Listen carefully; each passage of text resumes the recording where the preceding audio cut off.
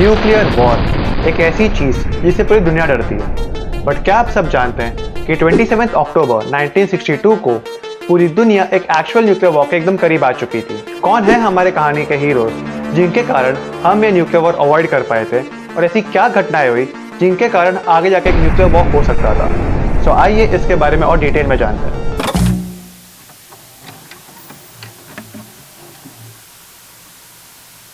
World war 2 के बाद दुनिया में दो सुपर पावर एस्टैब्लिश हुए थे। एक तरफ था यूएसए जो कैपिटलिज्म को सपोर्ट कर रहा था, और दूसरी तरफ था यूएसएसआर यानी सोवियत यूनियन जो कम्युनिज्म को सपोर्ट कर रहा था। ये दोनों सुपर पावर्स के बीच एक रेस ही चालू हो चुकी थी कि कौन सा देश दूसरे देशों को ज्यादा से ज्यादा अपने इन्फ्लुएंस के अंदर ला सकता था। इसी रेस को हम सब कहते हैं कोल्ड वॉर। कोल्ड वॉर के समय ऐसे कई इंसिडेंट्स हुए जिसने पूरे दुनिया को हिलाकर रख दिया था। बट एक ऐसा इंसिडेंट जिससे आज भी लोग डरते हैं और जिसके बारे में आज हम बात करने वाले हैं वो था द क्यूबन मिसाइल क्राइसिस। देखा जाए तो द क्यूबन मिसाइल क्राइसिस सिर्फ 13 दिनों तक चला था, बट इसे अच्छी तरीके से समझने के लिए हमें इसके पहले के बिल्डअप को समझना पड़ेगा। क्यूबा एक छोटा सा कैरेबियन देश जो 1958 तक एक पॉपुलर हॉलिडे डेस्टिनेशन था वेल्दी अमेरिकन्स के लिए। क्लीन बीचेस, रिलैक्सिंग एनवायरनमेंट और कैसीनोस, ये सब क्यूबा को खास बनाते थे। ये समय तक हम कह सकते थे कि अमेरिका का कुछ ज्यादा ही इन्फ्लुएंस था क्यूबन इकोनॉमी पर। बट ये सब 1959 में चेंज हुआ जब communist supporter Fidel Castro power में आया। उसने आते ही सभी American own banks, casinos, coffee and sugar plantation सब नेशनलाइज करवा दिए और अपना सपोर्ट क्विकली यूएसए से शिफ्ट करके सोवियत यूनियन को देना चालू कर दिया। 1961 में यूएसए ने अपने medium range nuclear capable Jupiter missiles को इटली और टर्की में डिप्लॉय करने का डिसीजन लिया। कोल्ड वॉर के समय सोवियत यूनियन के इतने करीब यूएसए के न्यूक्लियर मिसाइल्स का होना यूएसए के लिए एक बहुत बड़ा एडवांटेज था। उधर दूसरी तरफ अप्रैल 1961 में यूएसए ने अपने क्यूबन प्रॉब्लम को फेस करने के लिए एक बे ऑफ पिग्स नाम का इन्वेजन प्लान किया था। इस मिशन में CIA ने लगभग 1400 क्यूबन एक्साइल्स को क्यूबा पर इन्वेड करके फिडेल कैस्ट्रो की सरकार गिराने के लिए ट्रेन किया था। बट ये अटैक एक बहुत ही बड़ा फेलियर था। अटैक के 3 दिन बाद ही या तो सारे इन्वेडर्स मारे गए थे या तो पकड़े गए थे। जॉन एफ कैनेडी के प्रेसिडेंसी पे ये एक बहुत ही एम्बैरेसिंग स्टार्ट था, जो ये अटैक के सिर्फ 4 महीने पहले ही प्रेसिडेंट बने थे। अटैक के तुरंत बाद ही कैस्ट्रो ने निकिता क्रुश्चेव जो उस समय के सोवियत यूनियन के प्रेसिडेंट थे उन्हें अप्रोच किया। कैस्ट्रो के दिमाग में क्लियर था कि यूएसए क्यूबा पे वापस इन्वेड करेगा उनकी गवर्नमेंट गिराने के लिए। ये न्यूज़ कैस्ट्रो के साथ साथ क्रुश्चेव के लिए भी बहुत बुरी थी, क्योंकि यूएसए के जस्ट साउथ में एक अलाय होना सोवियत यूनियन को एक स्ट्रेटेजिक एडवांटेज देता था। 1962 में यूएसएसआर और क्यूबा के बीच एक सीक्रेट डील हुई, जिसके चलते यूएसएसआर अपने मीडियम और intermediate range nuclear missiles Cuba में डिप्लॉय करेगा। यह ऑपरेशन की सीक्रेसी बनाए रखने के लिए सोवियत यूनियन ने अपने सोल्जर्स को कार्गो शिप्स के डेक में छुपा के ट्रांसपोर्ट किया था और उन्हें क्यूबा में खाली सिविलियन कपड़ों में ही घूमने का ऑर्डर दिया था। ये सभी कार्गो शिप्स के साथ 4 न्यूक्लियर कैपेबल सबमरीन्स भी थी, पर ये सबमरीन्स में लिविंग कंडीशन बहुत ही बेकार थे। सबमरीन के क्रू को लगभग 60 डिग्री सेल्सियस का तापमान सहना पड़ रहा था, और उसके साथ साथ नौशिया और डिहाइड्रेशन भी एक आम बात थी। बट उनके लिए एक राहत की बात ये थी कि ये सभी लोग यूएस डिटेक्शन से बचे हुए थे।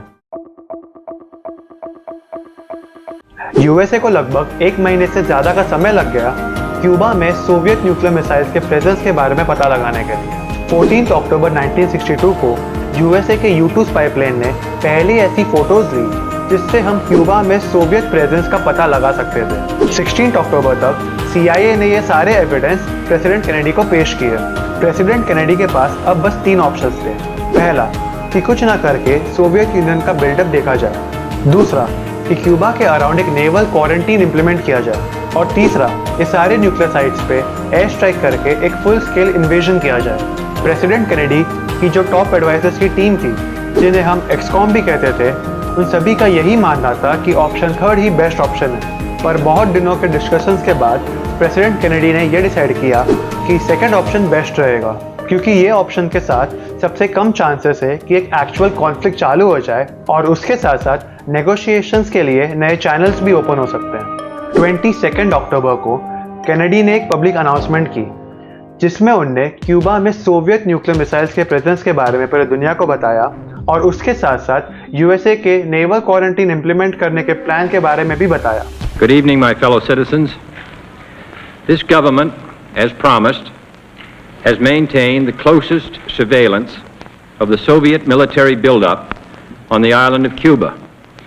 Within the past week, unmistakable evidence has established the fact that a series of offensive missile sites is now in preparation on that imprisoned island.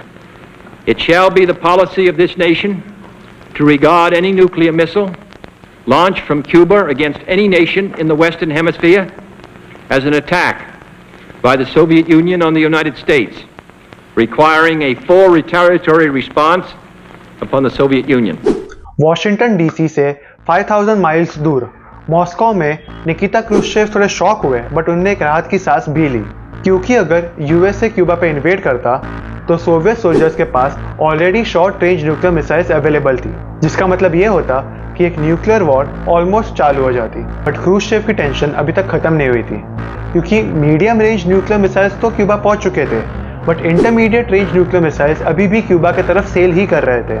अभी क्रुश्चेव के पास सिर्फ दो ही ऑप्शन बचे थे। पहला कि इंटरमीडिएट मिसाइल कैरी करने वाले शिप्स को वापस यूएसएसआर बुला के एक एम्बैरेसिंग रिट्रीट से आ जाए, और दूसरा कि प्रेसिडेंट केनेडी की वार्निंग्स को बस एक ब्लफ समझकर क्यूबा की तरफ बढ़ा जाए।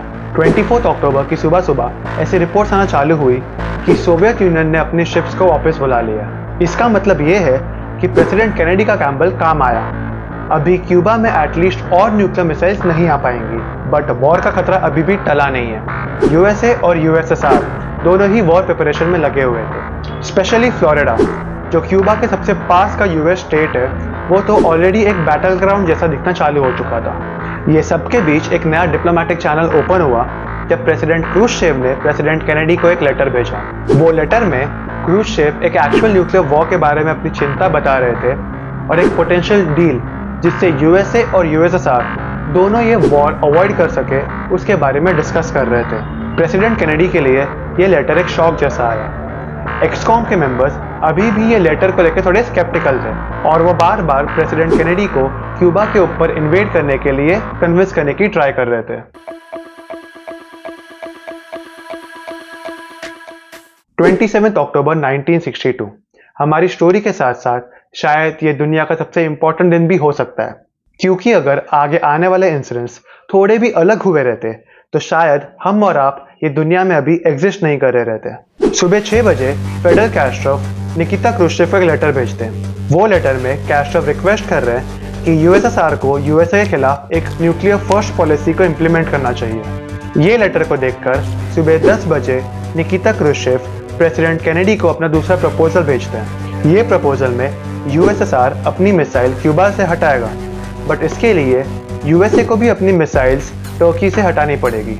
ये प्रपोजल की अर्जेंसी हम इससे समझ सकते हैं कि केनेडी तक अपना प्रपोजल पहुंचाने के लिए क्रुश्चेव ने रेडियो मॉस्को का यूज़ किया, ताकि वो स्लो डिप्लोमेटिक चैनल को बाईपास कर सके और अपना प्रपोजल जल्द से जल्द केनेडी तक पहुंचा सके। सुबह 10:12 के around American pipeline pilot Rudolf Anderson Cuban air space में एंटर करते हैं और आगे जाके न्यूक्लियर मिसाइल साइट्स की सीक्रेट इमेजेस लेते हैं। बट प्रॉब्लम ये थी कि क्यूबा में मौजूद सोवियत फोर्सेस एकदम हाई अलर्ट पे थे और उन्होंने एंडरसन के प्लेन को स्पॉट कर लिया था। सोवियत फोर्सेस ने 2 एंटी एयरक्राफ्ट मिसाइल फायर किए और एंडरसन के प्लेन को गिरा दिया। इसी के साथ साथ ये क्राइसिस ने अपने पहले कैजुअलिटी को क्लेम किया। इवनिंग 7:30 के अराउंड प्रेसिडेंट केनेडी ने अपने छोटे भाई अटॉर्नी जनरल बॉबी केनेडी को प्रेसिडेंशियल स्पीच राइटर के साथ प्रेसिडेंट क्रुश्चेव के प्रपोजल के लिए एक रिप्लाई लिखने को कहा।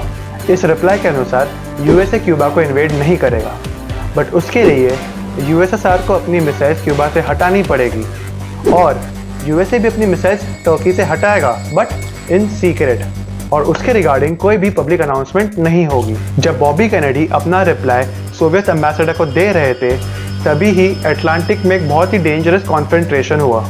क्राइसिस की शुरुआत से ही यूएस नेवी वो सभी 4 सबमरीन्स को ढूंढ रही थी, पर फाइनली यूएस नेवी ने वो सारे सबमरीन्स को स्पॉट कर लिया था।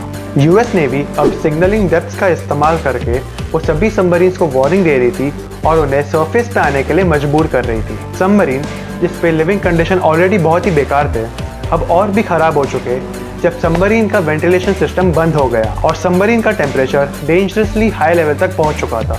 और उसके साथ साथ यूएस नेवी के कंटिन्यूस एक्सप्लोजन के कारण और मॉस्को से 24 घंटे से कोई भी कम्युनिकेशन ना होने के कारण सबमरीन के कैप्टन को लगा कि वॉर ऑलरेडी चालू हो चुका है और इसके चलते कैप्टन ने यह डिसाइड किया कि वो न्यूक्लियर टॉर्पेडो को फायर करेंगे। बट न्यूक्लियर टॉर्पेडो को फायर करने के लिए सबमरीन में मौजूद सभी 3 ऑफिसर्स की अप्रूवल की जरूरत थी। बाकी दोनों ऑफिसर्स ने अपना अप्रूवल दे दिया, बट सबमरीन में मौजूद तीसरे ऑफिसर वसीली आक्रपोव ने अपना अप्रूवल नहीं दिया और उनने पूरी दुनिया को सिंगल हैंडेडली एक न्यूक्लियर आउटब्रेक से बचा लिया।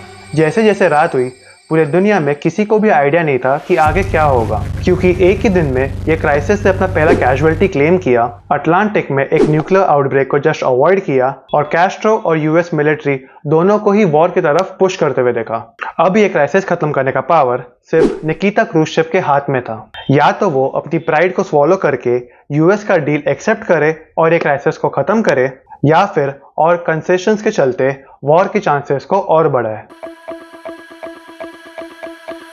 बट थैंकफुली 28 अक्टूबर की सुबह प्रेसिडेंट क्रूश्चेव ने प्रेसिडेंट कैनेडी का ऑफर एक्सेप्ट किया और फाइनली ये क्राइसिस को खत्म किया। क्रूश्चेव ने क्यूबा में मौजूद सभी सोवियत फोर्सेस को सारी मिसाइल्स को डिसमेंटल करके वापस यूएसएसआर लाने का ऑर्डर दिया और 2 हफ्ते बाद क्यूबा से लास्ट सोवियत मिसाइल यूएसएसआर के लिए निकली।